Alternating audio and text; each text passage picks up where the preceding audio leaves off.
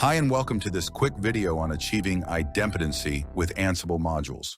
In this demonstration, we'll use Ansible to configure FortiWeb to handle duplicate entries gracefully, ensuring that adding them does not result in errors and preventing subsequent operations from failing.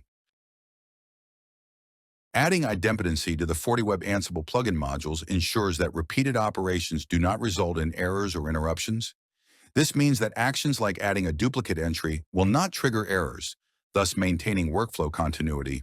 For instance, if you attempt to add a user that already exists, the system will recognize the duplication and skip the action without any issues.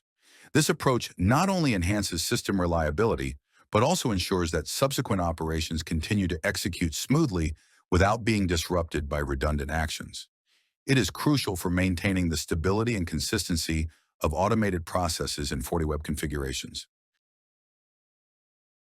Repeatedly add FortiWeb user accounts without causing errors or interruptions, ensuring that subsequent edit or delete actions remain possible.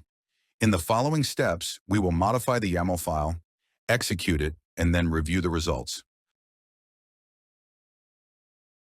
In the Admin.yml file, the first step is to add a user. In the second step, we add the same user again with identical settings.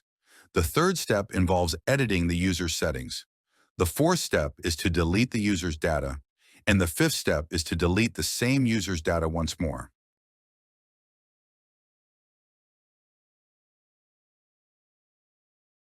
The results indicate that the first step, which involved adding a user, was successful.